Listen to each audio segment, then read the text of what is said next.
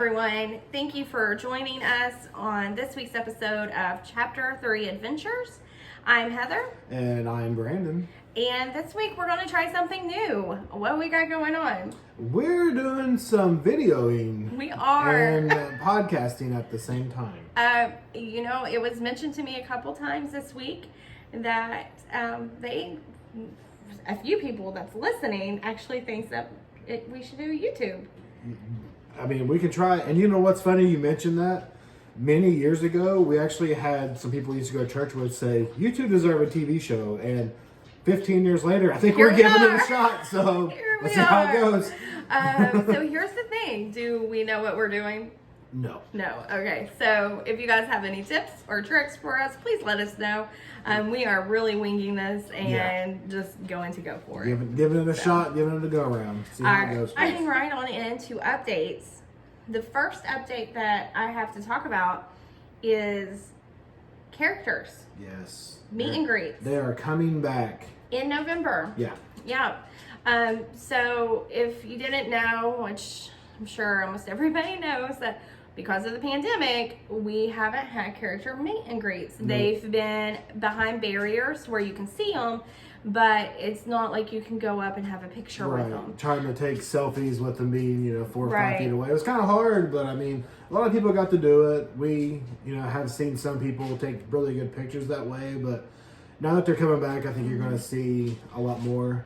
The big thing, I think, that we saw with the pandemic is that while the characters were out, behind barriers where you could get a picture with them, where you're standing in front of them, the big thing is that you didn't know when they were coming out or where they were going to be. Or even who they were. Right. So you didn't know. So if you had somebody who loves Minnie, you didn't really know whether or not Minnie was going to come out and where she would be and when she would be.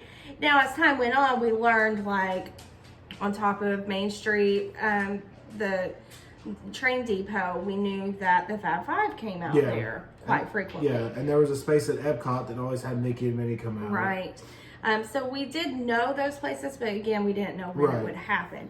And so now they had the little garden area too. That Hope or Joy? Joy from Inside Out was there, and Winnie the Pooh was there a lot. Yep. So now we do know at least 3 character meet and greets that are coming back.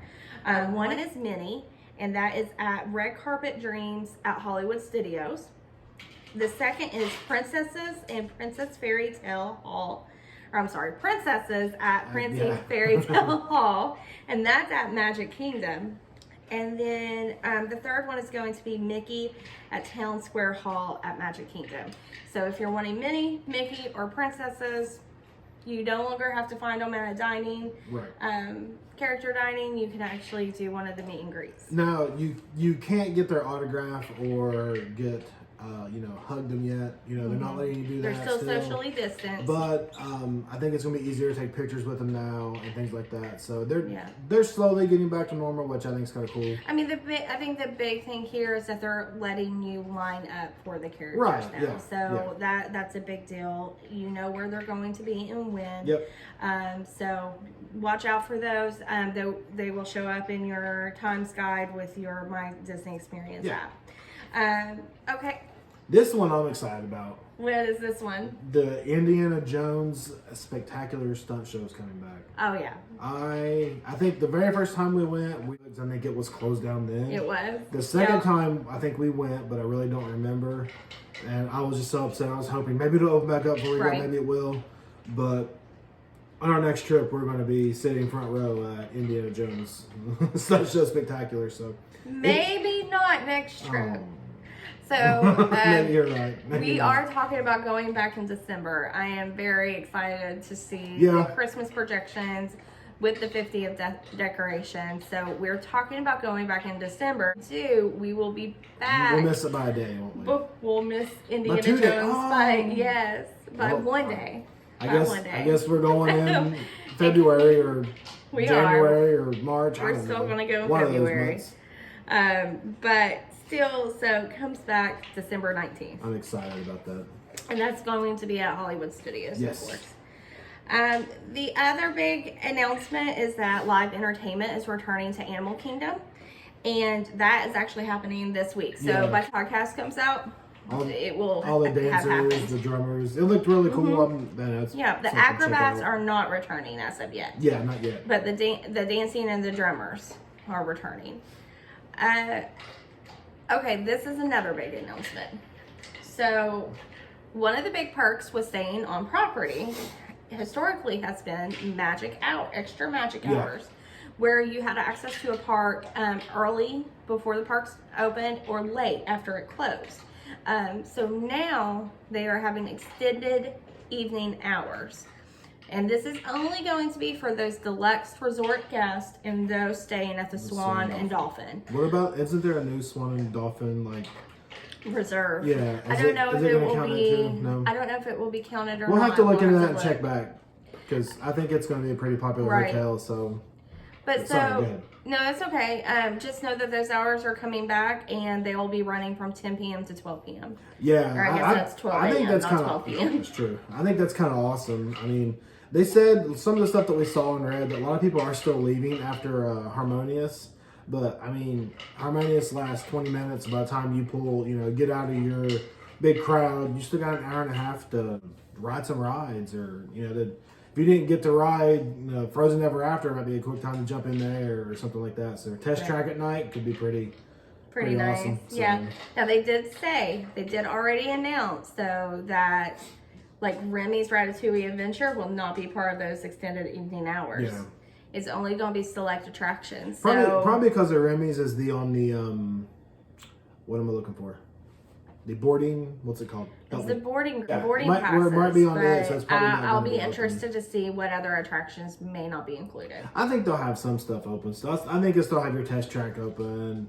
I bet you whenever Guardians opens, it won't be on there. I mean, to me, if you don't have Seven Dwarfs Mine Train on there, is it even worth it? I mean, yeah, because we were at Splash Mountain at nighttime, and it was flipping awesome. But if you're talking about being in the park extra hours with low wait times, Splash Mountain, I mean, as far as the whole time we were there, yeah, we rode it several times after hours, but we would have been able to walk on practically during the day too. It wasn't that long of a wait. I think it's the aspect of the nighttime sometimes. Yeah, but Seven Dwarfs Mine Train though, you're talking about 75-minute waits. Yeah, that's true. And those extended hours. Anyway, we're not saying that it's not included. I'm just saying that to me would be one of the ones I would want those extended hours for. Okay, so the next one, I think you might have a friend that has something to say about this one. But just so everyone knows, Galactic Edge will open March 1st. You can start making reservations on October 28th.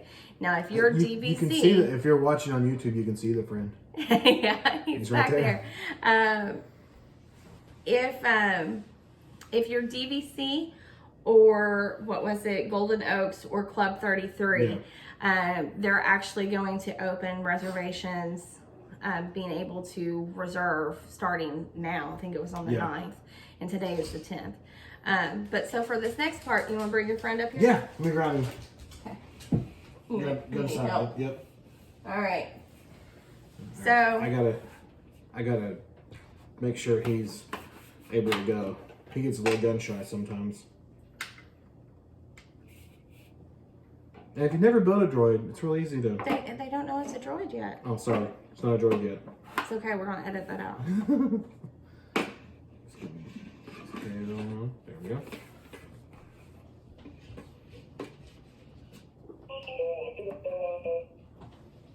All right, BB-8, you ready? Tell him. Really? Okay, one more time.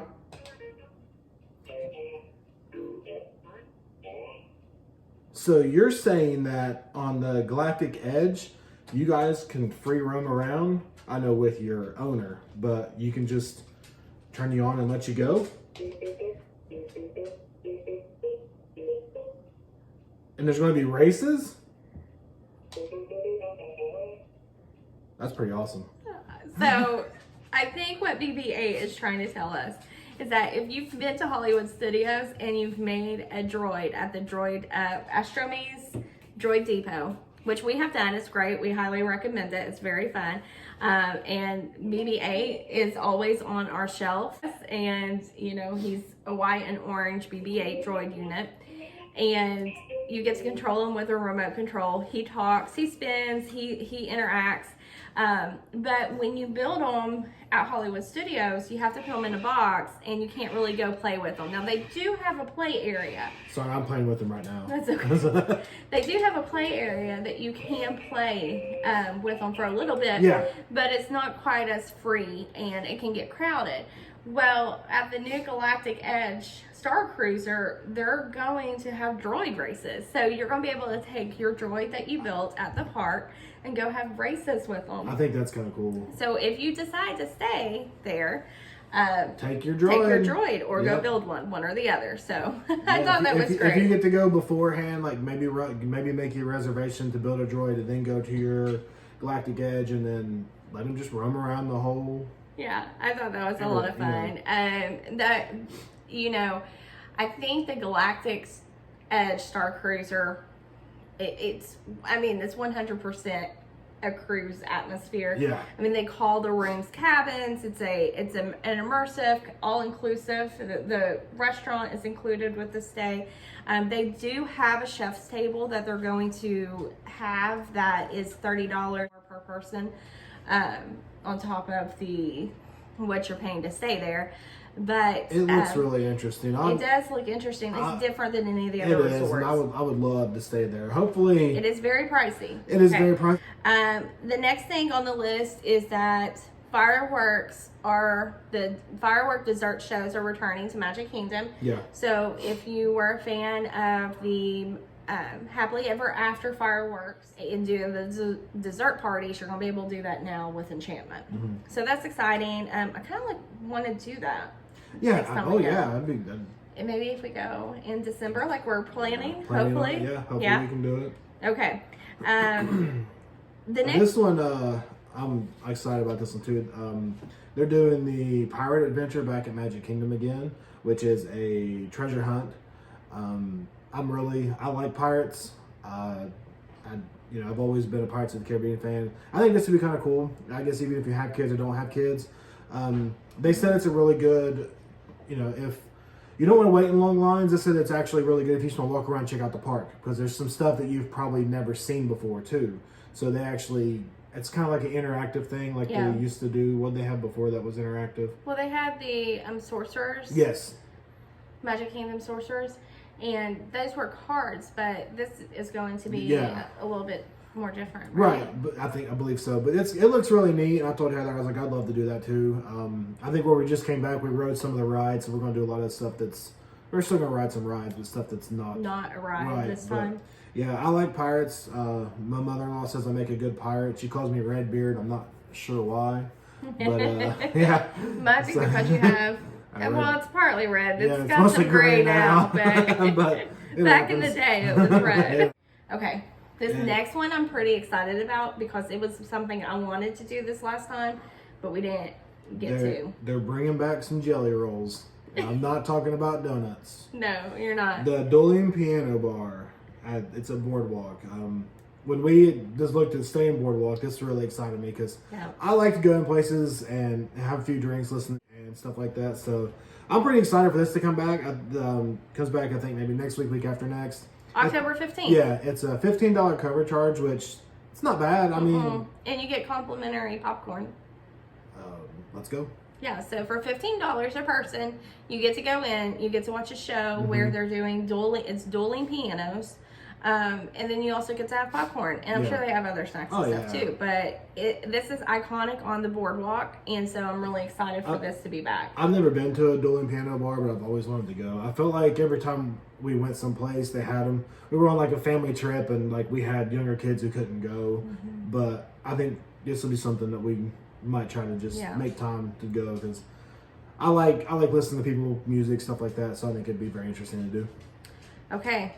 So our last smallish update, maybe this is a big deal if you're going to stay at Old Key West anytime soon, water taxis are returning that will take you to Disney Springs. Yeah. So I think that's great news neat there. 'cause- I mean, any time that we see a service coming back, I get excited because it just feels like we're getting back to normal, I one agree. step at a time. And you get more weight. Like, it's one of those things too. If I think maybe you're trying to decide if you want to say, hey, let's go check out Old Key West. Maybe you want to stay there next time. And then we'll go to Disney Springs. Instead of having to wait on a bus, you can just jump on the water taxi and boom, you're at Disney Springs. So I like being able to go from place to place to place a lot easier than a bus or something like that. And Uber gets expensive if you have to do that. So yeah, it's just, I really enjoy hotels that do have the extra transportation options. And, I'm sure that if you're going to be staying at Old Key West, this is one of those things that you'll be happy to have back. Yeah, I think it's pretty cool. Yeah. Okay. This brings us to our biggest announcement for the week. Genie app is here. It launches October 19th. And there's some things you need to know about it. There's a lot of things you need to know about it. So there's a couple different stages. One, there's the Genie, and two, there's the Genie Plus. So the Genie is actually just an app that anybody can access through the My Disney Experience app. And this is going to give you suggestions on your itinerary. So based on crowd levels and where you are in the park and the things that you're wanting to do, it's going to make suggestions on where to go next based on ride wait times, dining wait times, and fireworks shows, etc. And it's just a crowd checker to help really make your experience a little less stressful when you're having to decide. Because we use, like, she's talked about doing the wait times for rides. We use that a lot when we went, just with the Disney Experience. Sorry, my dog is trying to tear the tablecloth off. The Disney, My Disney Experience, because we look at the wait times a lot, and I think this Genie app will be a lot more helpful. And it just uses, it's also using historical data in it to determine where it thinks it's going to have wait times in the next hour, where they think it's going to be. I'm hoping when it actually hits that maybe me and Heather can sit down and check it out, not being there, see if it'll work, and hopefully give you some more information maybe next week, if not maybe the week after, depending on when it is. Yeah, it doesn't launch until the 19th, so we still got a little bit. Okay, yeah, so today's only the 10th, isn't it? Yep. Yeah. So hopefully we can break it down, the Disney, the My Disney Experience, because we look at the wait times a lot, and I think this Genie app will be a lot more helpful. And it just uses, it's also using historical data in it to determine where it thinks it's going to have wait times in the next hour, where they think it's going to be. I'm hoping when it actually hits that maybe me and Heather can sit down and check it out, not being there, see if it'll work, and hopefully give you some more information maybe next week, if not maybe the week after, depending on when it is. Yeah, it doesn't launch until the 19th, so we still got a little bit. Okay, yeah, today's only the 10th, isn't it? Yeah. So hopefully we can break it down, because like I said, I want to look into it to see what it looks like, and make it easier to explain to people who don't know. I don't want to say don't know what they're doing, but help you guys out with doing it. So I think this portion of this announcement is the exciting part. The Genie app is exciting. Yeah. That piece is. Where it gets a little controversial at this point is the Genie Plus portion of this. So yeah. So, I think it's kind of hit or miss. So this is in replace of FastPass and FastPass Plus. Yeah. Genie Plus is a service that you can add on. It's $15 per person per day.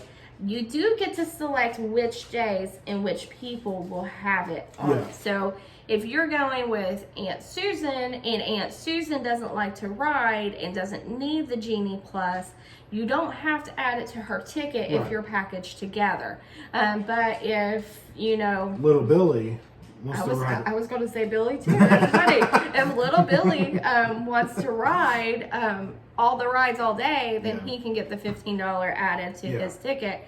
And then he has access to select attractions using the Lightning Lane. Yeah. But now what this is, though, it's okay. What this is, though, is that if you're familiar with FastPass previously, you had to get onto the My Disney Experience app, much like you do with dining reservations, and plan out your fast passes in advance. Yeah. Previously it was 6 months out. You started planning out which days you were going to be at the park and what time you wanted your fast pass for and which attractions. I feel like personally this is one of those things that I have said I don't like. I don't want to have to plan out to the T months ahead where I'm going to be. And so this piece of the Genie Plus app is what I think is going to be helpful for people, because you don't get to plan that out until 7 a.m. Yeah, so like you can only do it that day. I think that's kind of interesting too. So like, and 7 a.m. is only if you are on the resort. So if you're a resort guest, you get 7 a.m. Everyone else has to wait until they get in the park. Yeah. Now, I know you said that, but does that count for like pass holders too, or they have to wait till 9 a.m. as well? I don't know. Not sure. We'll have to get back. From my understanding, you Just have resort. to be a resort guest. I think the Genie Plus, I like it. I haven't decided if it's expensive yet or if it's not very expensive. But you can only do, I mean, it's $15. So, but you can only do one ride at a time. So like if we go and say we have a reservation to ride Rise of the Resistance at 10 a.m. Now we can't get on there at 9 again and try to do Slinky Dog. I know. Now, Rise of the Resistance and Slinky Dog, I gotta stop you real quick. I'm just using the I know, but those are probably two bad ones to compare, though, to use. The reason I'm saying that is because it's in the next piece. So you don't want to bring up Rise when you're talking about just the Genie Plus. I know. Yeah. But you can't. So say Slinky Dog and Toy Story Mania. I forgot what I was going to Okay. So when you get on at 7 a.m. and you want to say go to Slinky Dog, you're going to get your Slinky Dog Fast Pass. Yeah. Lightning Lane Pass is what it's going to be called. And then you select when you're going to go to it. You go to the ride, you ride it, and then when you get off of it, if you want to do Toy Story Mania next, you go in, you look at when one is available. If it's available, you snag it, and then you'll have to ride it before you can use that Lightning Lane again. Yeah. And it continues until park close. So you can only have one Lightning Lane pass at a time. And there's no limit to how many you can have in a day. Yeah. Now, the reason I was saying you can't compare what you would do with Toy Story Mania or Slinky Dog to Rise of the Resistance is because of this next piece where there are select rides that are going to be pay per ride. Yeah. In addition to the $15 a day that you're paying per person to have Genie Plus.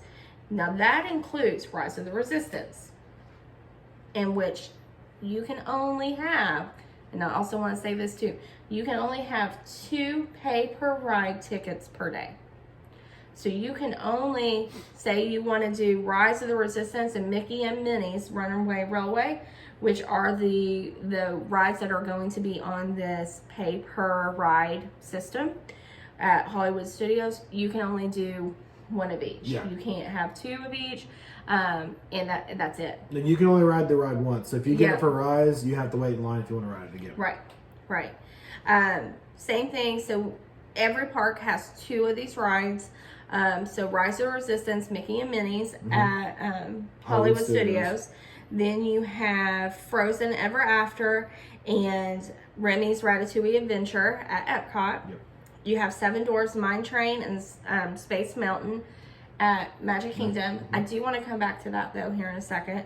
And then also you have Flight of Passage, Avatar Flight of Passage, and Expedition Everest. Animal Kingdom. Okay. Let's talk prices real quick. So to give you an idea, Expedition Everest is set right now at $7. Mine Train is set at $10 to $12.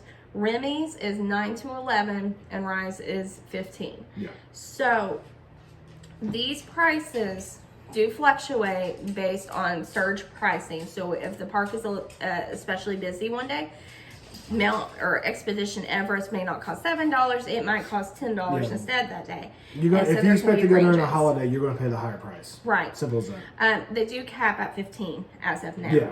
I kind of expect that people will probably really use that $15 Rise of the Resistance ride. Oh, I think they will too.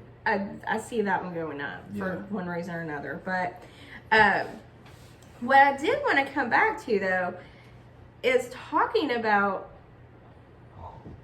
do you think this was a good selection of rides to put on this? Yes and no. I mean, some of them I think it is, but Like, some of them I don't. I think Remy's, yes. Rise, yes. Mickey and Minnie's. I think Remy just because it's new. Yeah, Mickey and Minnie, yes. You're going to disagree, but Seven Dwarfs, no. I don't think so. I disagree with Seven Dwarfs. Frozen, yes. I think it's a popular ride. It's not very long, but it's a popular ride. But I'm a little questioning on Space Mountain. you know, I am too. Yeah, because I mean, I sometimes guess you'll get it's longer ride or waits, but sometimes you just walk right on. I would not pay to ride But Space Mountain. see, my thing though right now is Space Mountain. That's Magic Kingdom, right? You're getting ready to get Tron, so maybe they just put Space Mountain on there until Tron hits. Yeah, you know what I mean. Maybe they got to have that second ride. I don't know. So when Tron hits, I guarantee you, they'll take Space Mountain off, or maybe lower the price. And Everest, I was thinking the same thing too, but a lot of their lines haven't been long. No. But there's only 2 big rides. And that's only $7. Like, so Everest I can maybe see. I don't know. I think it's going to depend on what price they put on Space Mountain to see whether or not it's something you would want to do. And Epcot, this is going to be interesting to see because they have Remy's and Frozen. What are they going to do when Guardians of the Galaxy hits? Yeah. They're going to add another one. They're going to take. Yeah, I'm wondering if they're going to. But if you can only have 2 per day, then yeah. I don't know. That's interesting. And so then will one of these fall off to the Lightning Lane, just included in the Genie Plus pricing? I don't know. That's going to be interesting to see as new rides roll off. I'm looking at this list. I do not have one problem at all paying an extra $15 to ride Rise. No, I don't either. I think that's the only one that is definitely do. We talked about Seven Dwarfs. It does kind of suck that, like, they used to have a system that you didn't have to pay extra to have a Fast Pass for.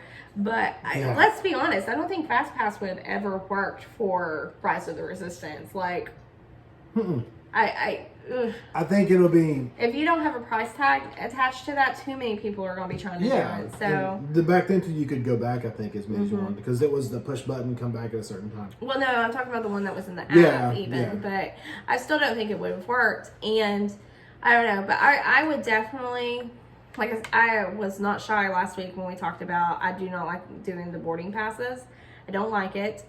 You don't like doing the boarding pass and having to wait in line. I hate that. Yeah. I hate that. I think you would rather wait in line for an hour and a half than do a boarding pass, get on the ride at 4. 100%. Yeah. 100%. Which is maybe why I don't know.